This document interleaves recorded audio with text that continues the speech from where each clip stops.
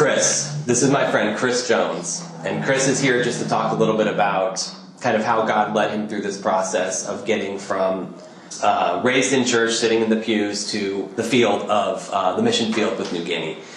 Chris, do you want to kind of introduce yourself and just tell them a little bit about, your history? Yeah. So my name is Chris Jones, and I am a church planter / Bible translator with Ethnos 360, and I work in a small little tribe, a people group of about 300 people in the country of Papua New Guinea. Okay. So I guess lead us through the process of, and we talked a little bit before, and you were mentioning that, you were raised in a Christian home. So you want to go ahead and lead us through the process of how you got, from there to even the school that gave you the passion to be on the mission field? Yeah, absolutely. So I was probably 7 or 8 years old when I got saved. I lived in a suburb of Los Angeles in Southern California, and you might say I had a drug problem. My mom drugged me to church every weekend, and it was like, I was a pretty good kid. My mom and my dad were pretty strict, so when I was about 7 or 8 years old, like totally kind of a product of my parents' faith, I guess. Mm-hmm. And I accepted Christ pretty young age. Cool. I was baptized, all that stuff, and then probably that was it. That was the extent of my Christianity, probably up until 9th grade. Okay. But at one point you were going to a pretty big church in California, right? Yeah, so I grew up in Francis Chan's church in Simi Valley, California. Yeah, sweet. And got involved in the youth group there, and really kind of just to get away from my family. I didn't like my strict parents. I kind of was at that age where I just didn't like my brothers or anything like that. And so my strict parents thought it was safe for me to go to church instead of, anywhere else, the skate park or whatever. Sure. So I would end up, going to church and doing my homework and doing the youth group and just taking every opportunity I could to just get out of the house. Okay. And so, but something happened with a couple friends that had kind of gotten, some kind of vision, some kind of fire for God, and they passed it on to you. So tell that. Yeah, so when I was 7 or 8 years old, back when I started going to this church, my best friends were these Filipino twins I was on a t-ball team with, and I enjoyed hanging out with them at church, and that's where we kind of saw each other the most. And like I said, when I was in 9th grade, things changed for me.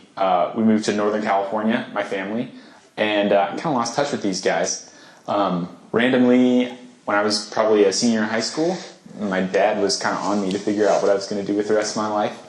I got back in touch with these guys, and they were a year ahead of me in school, grade ahead of me in school and everything, and their parents encouraged me to get back in touch and see what they were up to.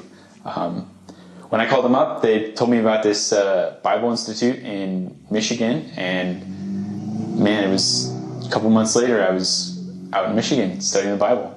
Yeah. And what was the name of that institute? That was New Tribes Bible Institute. Our mission used to be called New Tribes, and they have a couple of Bible institutes here in the States. And it was there that I guess the vision was awakened within me or whatever for going to unreached people groups. Yeah. Up until that point, I figured I'd seen National Geographic and stuff on TV, but figured that everybody just spoke Chinese or Spanish or English. It didn't dawn on me that there was nearly 7,000 languages on the planet, and almost 1,000 of those were in this tiny little country called New Guinea. Yeah. So, because you mentioned unreached people group, and this is something we've talked about before, but can you kind of explain to those watching what the difference between unsaved and unreached is? So the way that I like to kind of put it in perspective for people that haven't really thought about it before is, if you can imagine, if you were in an unreached people group, if you woke up one morning and wanted to hear the gospel or wanted to hear about this guy named Jesus and who he was and what he did, if you woke up one morning wanting to hear those things, you could work all day, all week, all year probably, and not by the end of that time hear the story in that language, in that heart language, in a way that you could understand. So that's kind of a people group that is unreached, essentially has no outpost of the gospel for that people group. Yeah. And by contrast, I would say that they're unsaved people. There's lost people.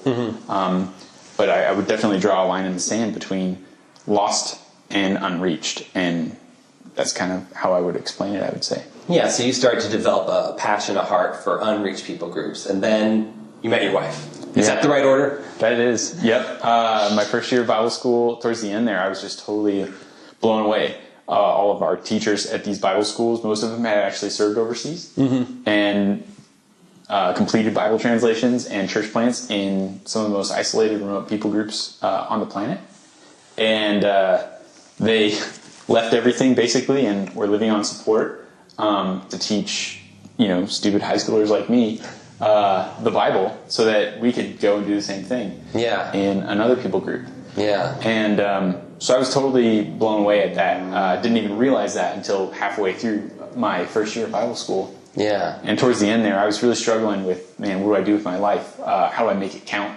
And at the end of that struggle there, God won. And I essentially came to the conclusion that, if I spent the rest of my life on this planet working to cross one of those people groups off of the list of unreached, then that's time well spent. I mean, you can't, and God wouldn't say that was a waste of a life, Sure. And why do you suppose, this is maybe just a theoretical question here, but why do you suppose more people don't catch that vision, that fire for the Lord? I honestly think it's just ignorance. I definitely, once you grapple with the fact that, there are totally unreached people groups cut off from the gospel. Yeah.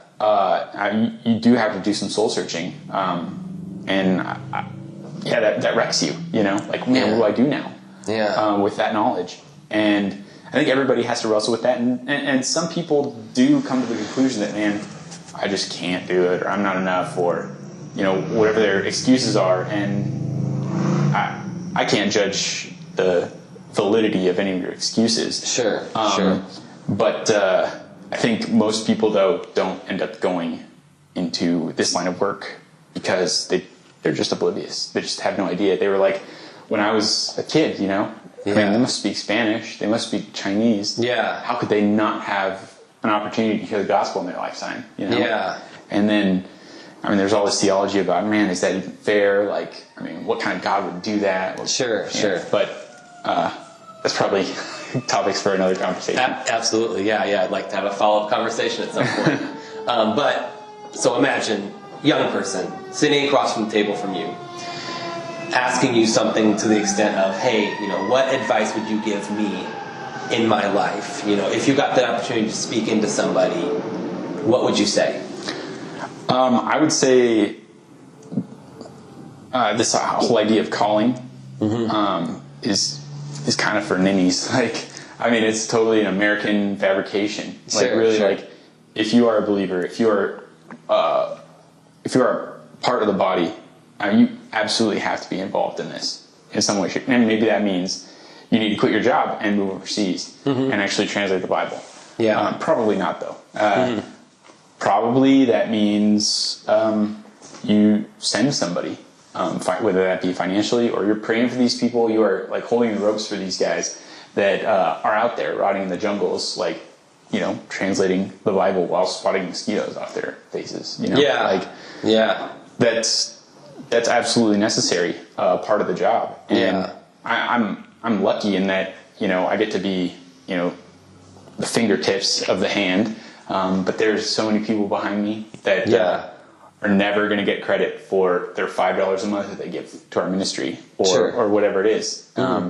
Those prayer warriors that lock themselves in their closet and pray for us every day. Those guys are never going to get any limelight, but that's a serious part of the job that actually has to be there. So I would encourage somebody sitting across the table from me to just get involved and pray through, struggle through how involved you should be and how much you should give and how much you should sacrifice for this, because I think it's pretty clear in Scripture that, any investments we make this side of the grave are going to be, I mean, we're going to be paid in full, basically, for any sacrifices we make on this side. Sure. And part of my thing is I'm very big on people identifying what gifts and abilities God has given them and actually doing something to work on those abilities, to improve those abilities, ultimately for service to the kingdom. And so one of the stories that I love, it's a modern day parable, as it were, and it's the story of Spider-Man. Okay, and so you have this kind of nerdy kid, and he's very smart, and he's able to get this job, and in the job he comes in contact with something that gives him like a superhuman power and this ability. And his first idea is, I'm going to use this ability to get the most things that I can gain out of life, the most things that I can gain out of it. And if there's any comic book purists watching, I'm butchering this story a lot. But what happens is he goes to try to fight this guy in like an ultimate fighting type of situation and get some money so he can buy a car and impress a girl. And through some loophole, he's not able to get the money, even though he beats the pulp out of this guy. The loophole is he doesn't get the money and he gets just this little payout. And he's really, really upset about that. And what happens is at that point, the guy who just didn't pay him, who had the loophole, gets robbed. And he has the opportunity to stop this robbery from happening, and he doesn't do it.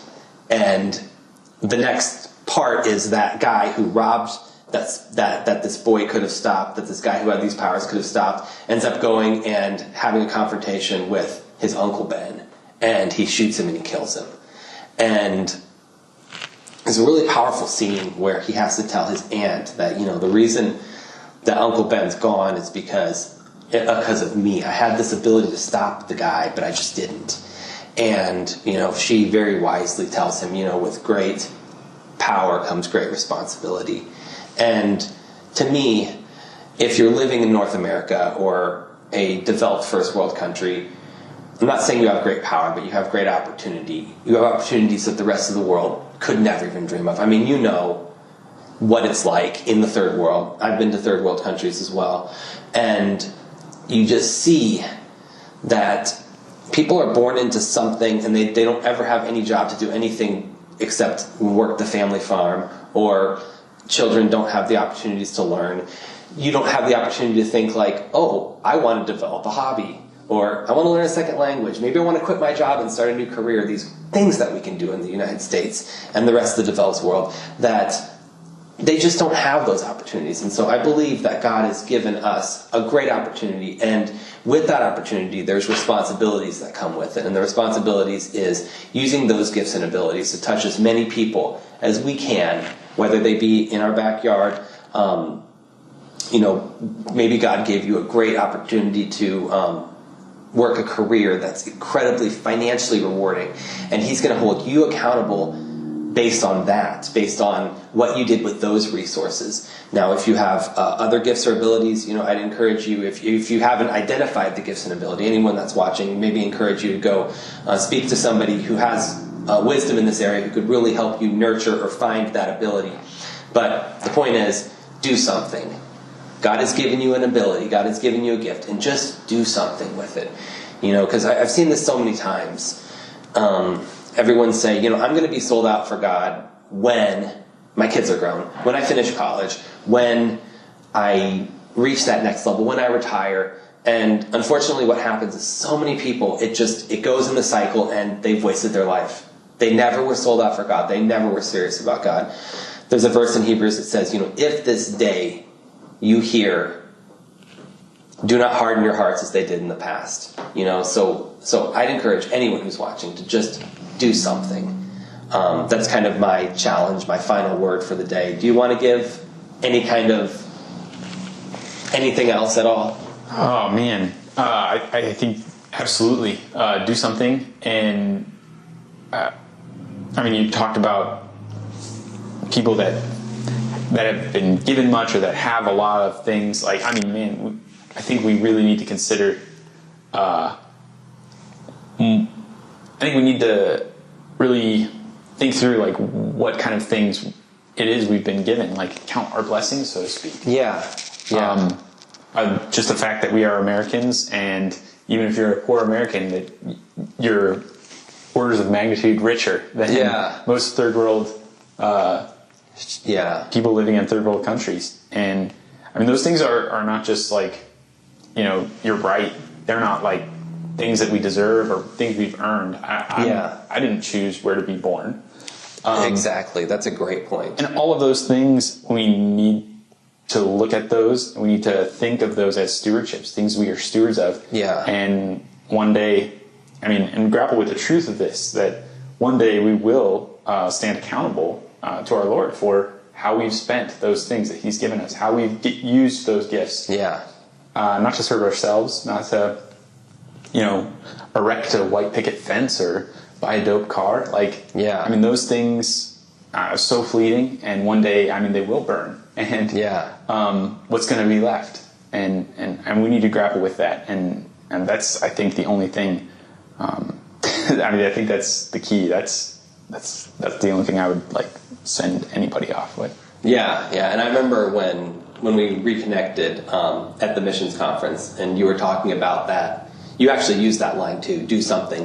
You remember you said sometimes you just want to shake somebody by the collar and be like, why are you just sitting there, happy in the United States in church? Do something with your life. And that was I felt like our hearts kind of connected over that. So do you want to tell people how they can get in touch with you, how they could check out your ministry? Yeah, so I am one Chris Jones, all spelled out, ONECHRIS, JONES, on all the social media. onechrisjones.me is my website, and you can get all that stuff, information there. That's how you get a hold of me. Yeah, and so I'd encourage anyone watching it who enjoyed the video, obviously, please like and subscribe. And thanks for spending some of your time today with us.